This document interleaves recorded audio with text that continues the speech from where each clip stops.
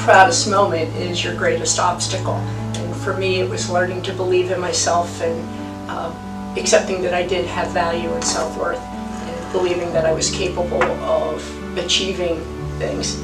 I was explaining to them I started out as a licensed practical nurse because I was told I was too stupid to go to college, and a few years later got my diploma as an RN and worked for many years as an RN, and in 2010 decided that I was going to go to college and get my Bachelor of Science in Nursing, which I did. And it was because I had friends and family behind me pushing me and saying, you can do this, you're worthwhile. And I graduated in May of 14 with honors from Immaculata. And so that was my proudest When I was moment. 9 years old, I came here to this country as my father came to study here at Syracuse University. I made friends, my teachers were wonderful, and I didn't want to go back. I was born in Caracas, Venezuela, and I cried all the way in the plane going back. We came back and forth to the country many times for vacation and visiting our friends, and then I came back and did my master's degree here. And I was very proud to bring my own family back 18 years ago. And becoming a citizen in 2016 for myself was my proudest moment. I said accomplishing math, because I'm not very good at it and stuff. I think just some career choices I made.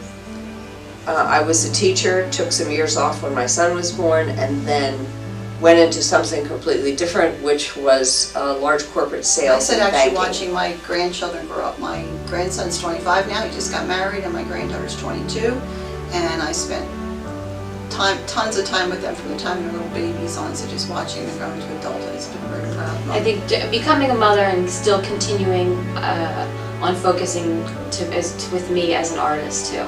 Like that, just continuing to keep working on both of those things. I can probably say that becoming a mom, because I was always taught you've got to work and you've got to figure out that work-life balance, and kind of having mommy guilt because I wanted to pursue a career and not necessarily be a stay-at-home mom. And I had a lot of dreams and aspirations, and sometimes I felt like I had to choose between them and my daughter.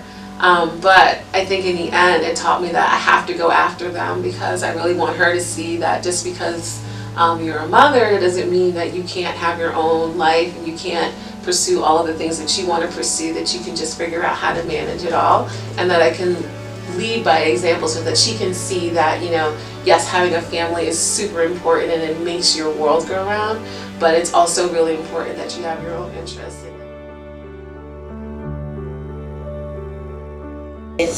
And was, still is, the death of my husband. My big hurdle was my mom and my husband, who had, contrary to the schools I went to and contrary to my dad, my mom and my husband had very stereotypical ideas about my role. The pyramid started getting smaller for women even, yeah, but for men it was still pretty, you know, wide open. And but I was able to progress in my career, was happy with how I was faring, until at one point I was in a middle to upper level of management within my company, and a new vice president came in who was an extreme misogynist.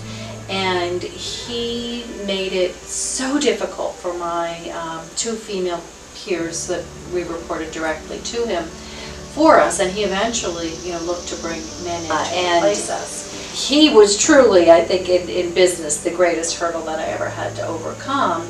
And one of my proudest moments was where, you know, when I look back at that time and I realized that I was not going to allow myself and, you know, my career, and I was the primary breadwinner for my family, so we needed my job. I was not going to be put off or held back. At school that kind of shed light on this. I was in a physics lab group, and I was the only girl. I was with 2 or 3 other guys. And as we were filling out the written lab report, we would be answering these questions, and the males in the group would kind of speak out loud as opposed to actually typing out the answers on our laptops, and I realized that as they were saying this out loud, I was expected to be the scribe and be taking notes to what they were saying and kind of do the more secretarial work, while they were just the brains behind this and wanted to just give me the answers. And so that was the first time I experienced that. I'd like to add that we are 3 generations. I'm the mother. Well, mother, grandmother, mother, daughter. Yeah. Hi, my name is Michelle Seamus, and I am actually a volunteer for the Education Committee. And you are? Savannah. My daughter. Always telling you not to rely on a man, and that as a woman, Yeah, you didn't need a man, but I didn't need a man. I should be able to have my own money.